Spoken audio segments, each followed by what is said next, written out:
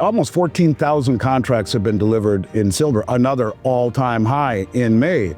So, you're talking gold and silver that are being controlled by the futures market, but are using that subsidy, if you will, that the smart people are, and standing for delivery in levels and amounts that the COMEX has never seen before. You don't see money like this standing for that kind of delivery in the billions of dollars if they are not convinced that holding it physically is prudent, number one, and number two, that it is perhaps moving in a upward trajectory over time. This is Kaiser Johnson with Liberty and Finance, and these are the Miles Franklin Weekly Specials for May 12th through May 19th, 2025, while supplies last. First this week, we feature backdated 1-ounce gold American Eagles at just $89.99 over spot per ounce. 1-ounce 2025 silver American Eagles are just $4.99 over spot. Next, we have 10-ounce silver Royal Mint coins at just $2.99 over spot per ounce. The 10-ounce Britannia, 10-ounce Royal Arms, 10-ounce Little John, and 10-ounce Merlin are all 4.9s fine. And we have a very limited quantity. Again, they're just $2.99 over spot per ounce while supplies last.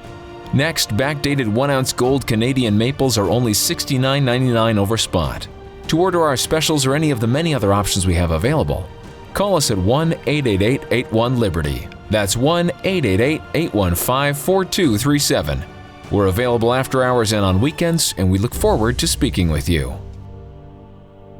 Welcome back to Liberty and Finance. We're always delighted to have this wildly popular returning guest. Andy Schectman is the CEO of Miles Franklin Precious Metals. He joins us for this weekly market update. Today is a recorded show. In the morning, we'll be playing it tonight and Wednesday, May 14th, 2025. Andy, thanks for coming back on Liberty and Finance. Good to see you, Dunnigan. Thanks for having me. We've had a lot of comments from viewers over the past week or two wondering if there's any change in the fundamental drivers of gold and silver as a hedge for their financial preparedness. There was an article that a kind viewer and client by the initials RC shared, where it was from Yahoo Finance. I'll put a link to it in the description of this video. But the analyst they're interviewing said, interestingly enough, that people should, in times of lowering interest rates by the Fed, make sure that they have physical gold in their possession. Can you talk to us, because I know you've studied the prospectus of some of the most popular metals ETFs such as GLD and SLV. Can you talk to us about what the distinctions are that people need to be aware of about the difference between owning physical gold versus buying shares in an ETF such as GLD or SLV? Well, yeah, I mean, it's simple. I mean, I think that there is really no comparison. GLD and SLV are simply a way to relatively track the price of the two metals. Not only are they custodied and administered by JP Morgan and BlackRock, you can't take possession of them. And there are things within the prospectus that greatly separate liability from any of the sub-custodians to the primary custodian. And the primary custodian, JP Morgan, reserves the right to employ sub-custodians, but is not responsible for the errors and or omissions of the sub-custodians, is not able to visit the premises of where the gold is stored on behalf of the sub-custodians. If the gold or silver that is held by the sub-custodians does not meet London good delivery standards, they are not responsible. In other words, it could be lead bars painted gold or silver, and the custodian is not responsible. In every way, including the fact that they take 40 basis point management fee, I believe is the number, out of the fund of metals each and every year, creating an inequity. In every way, to me, it is it's nowhere near the real thing. Not to mention, of course, the concept of counterparty liability and having physical metal in your own possession. It removes any and all counterparty liability, and in this systemic world, I think that's very, very important. It's ironic too, because in the world of lowering interest rates, certainly what the administration wants we're beginning to see rates move higher. Because the market, I think, is saying maybe we are even a little stronger than the Federal Reserve is. In other words, in times of turmoil, typically the 10-year Treasury was the preferred vehicle, flight to safety vehicle, and that's not happening any longer. And so in a rising rate environment, typically they say it's bad to own gold, but I think we need to remember that the liability, the potential liability and the risk of holding Treasuries might make that statement not as accurate as it once was. So I would just simply say in this environment, it's never been more important to have a position in physical metals. And I would 100 out of 100 times choose physical possession over something that I consider to be really an awful product in every way, and that would be GLD and SLV. I want to add two more things to your list because you've shared with us in the past upon your study of the prospectus of GLD and SLV, something that reared its ugly head when we saw a spike in silver prices around the silver squeeze 1.0 a couple of years ago, that SLV did not keep lockstep pace with the spot price increase in silver. And you found the caveat in their prospectus that said, due to this and that factor, we can't guarantee that we'll be able to maintain parity with the spot price. Can you elaborate on that? Yeah, they just basically said due to the demand, there could potentially be more paper than there are bars standing behind it. That opens the door. In a world filled with, it seems, all sorts of fraud and malfeasance, it just seems to open the door. Not to say that it would, but it certainly is something that I think people should reflect upon. And did I understand the question right at the beginning? You said people are wondering more or less if gold and silver have topped. Is that correct? They were just asking, have the fundamentals that have been driving the strength of the gold and silver bull market over the past year, which is unarguable that they've been showing strength, whether that's going to persist given the potential volatility in interest rates? Well, there will be volatility, no question. The central bank buying hasn't stopped. But I think it's important to understand that this isn't stopping in the United States either, at least at a level above you and I. The May COMEX contract had over 16,000 contracts stand for delivery. That smashes the previous record, which was in March. The most number of contracts in history written after the first day of notice, which typically those contracts stand for delivery ever. And what that signals to me is this is a full-blown run on physical metal. At the same time, you see SOMA, the Federal Reserve group that comes in. It's kind of like the group that comes in quietly and stealthily and supports the market by, I don't know, $50 billion worth of 3 and 10-year treasuries. So to attempt to bring down the yield on the 3 and the 10-year, but they keep going up even with that.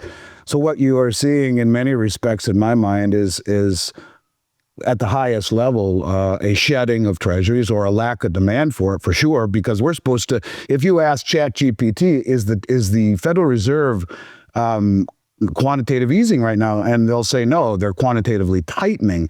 But that's silly when you see them come in and quietly buy, $50 billion worth of 3 and 10-year treasuries and call it something else. It's quantitative easing. They're printing money to buy treasuries.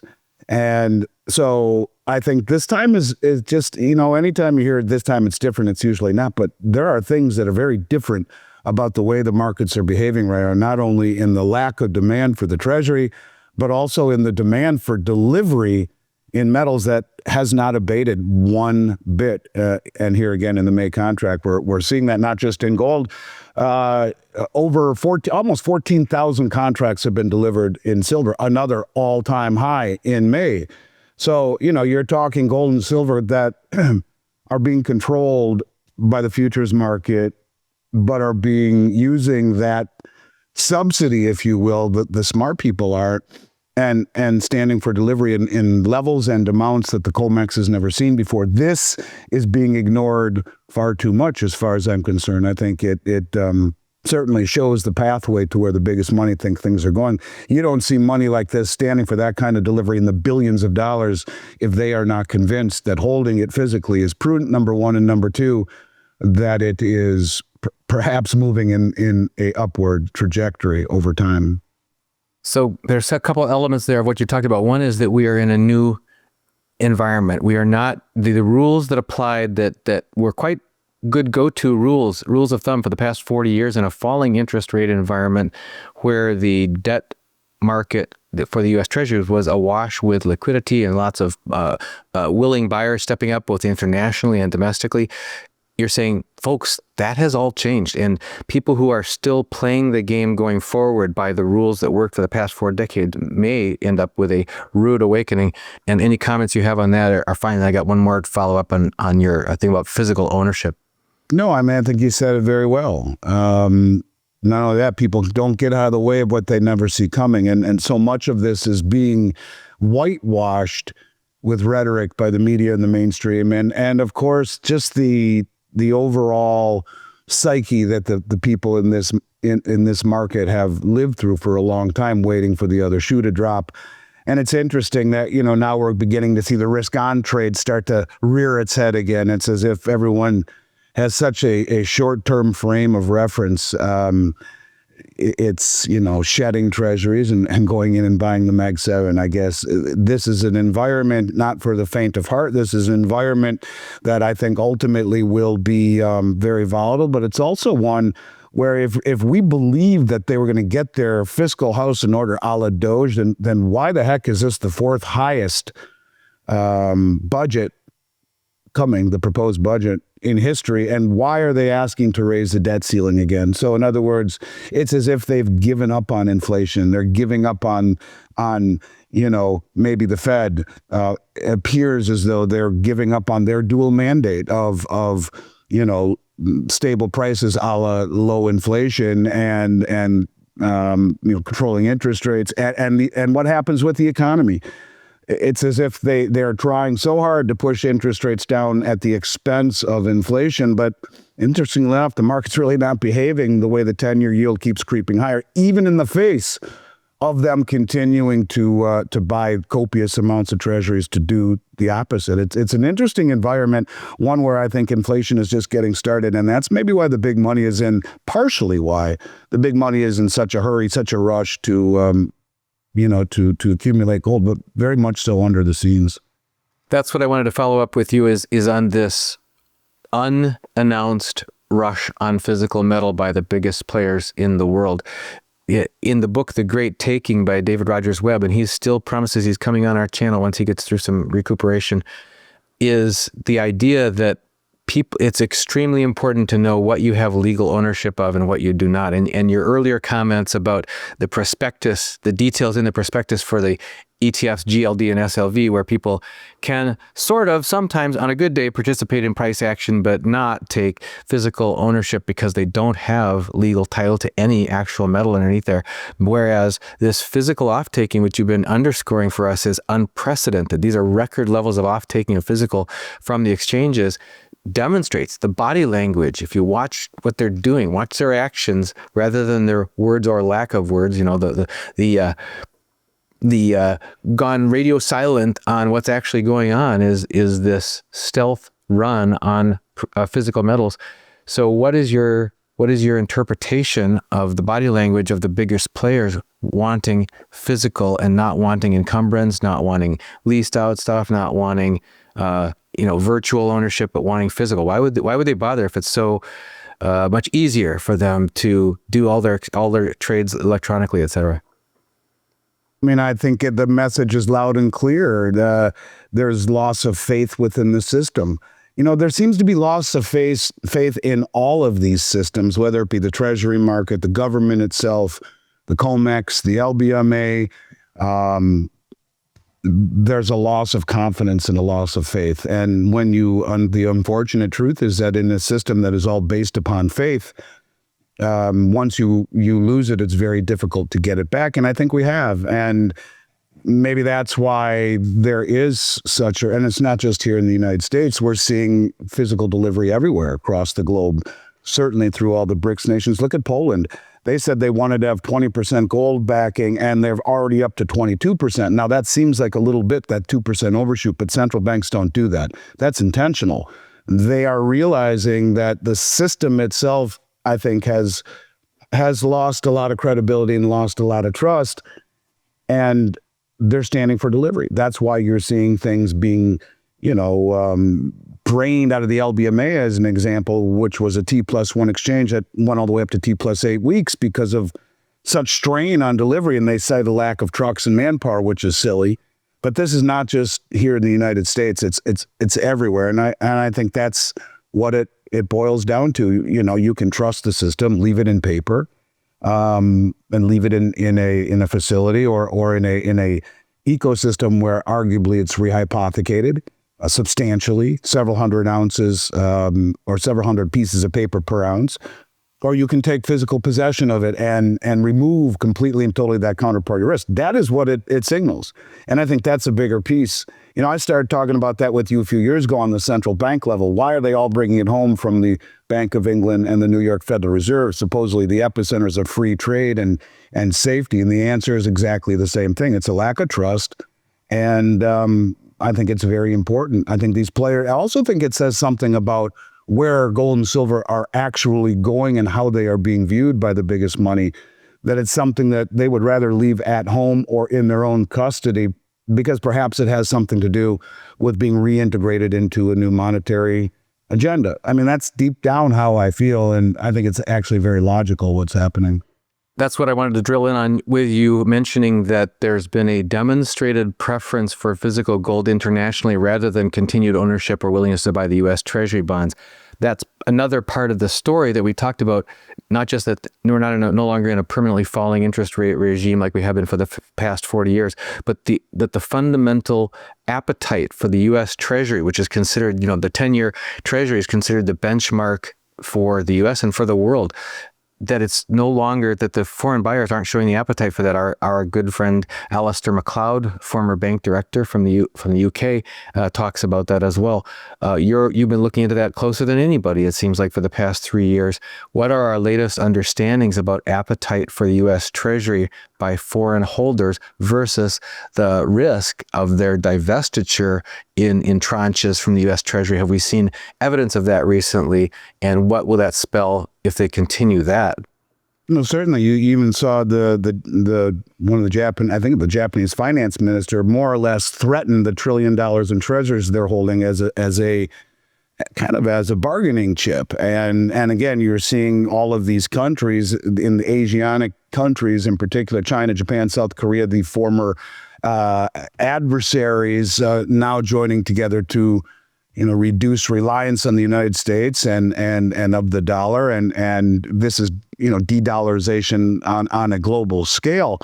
You're seeing just over the last couple of years, the Reserve Bank of India has doubled their gold reserves from 2.5 years ago.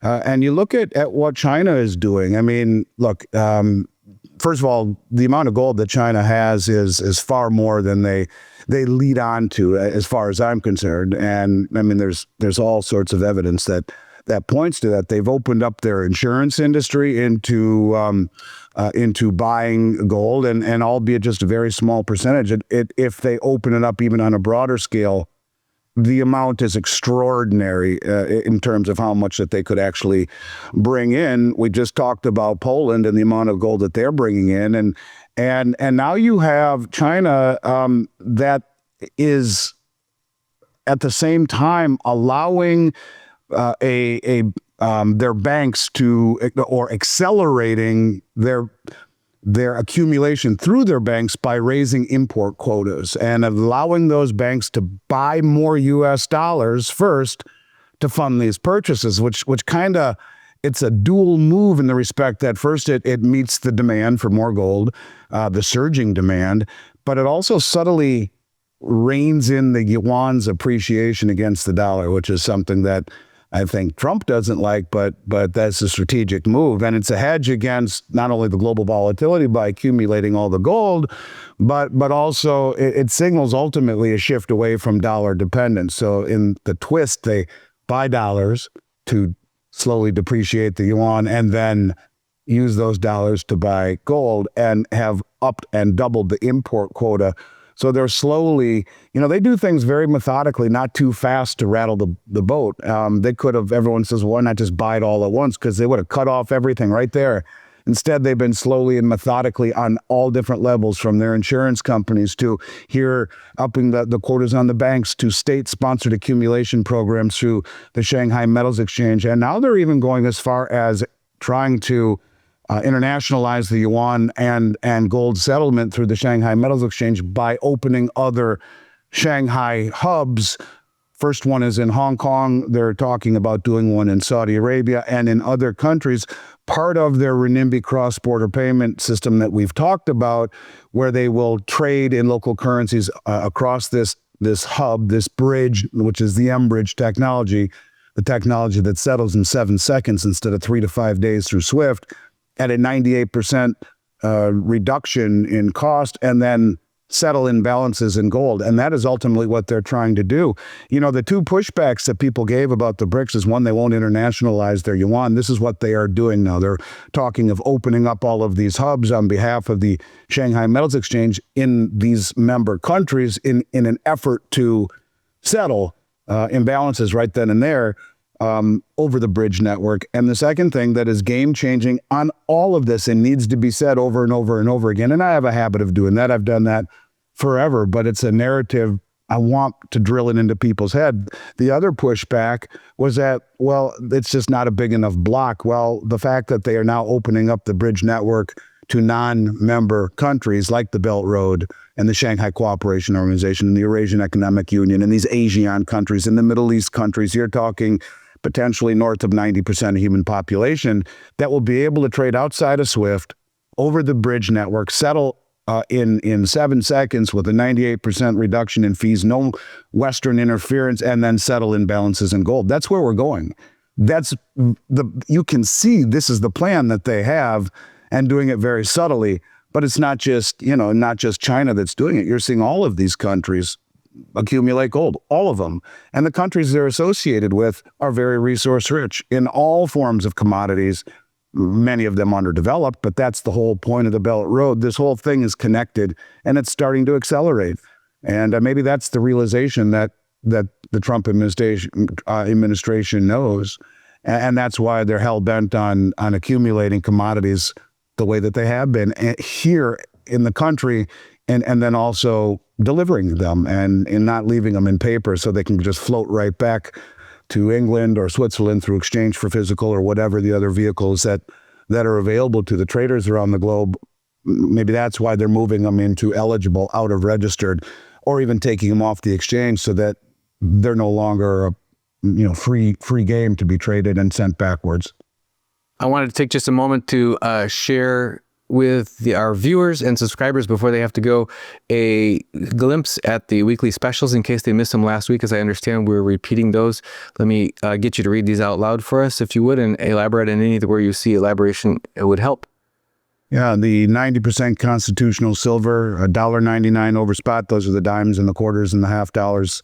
Well, in this case, this is dimes and quarters, I believe. But again, I still think it's the best value in silver with the greatest utility.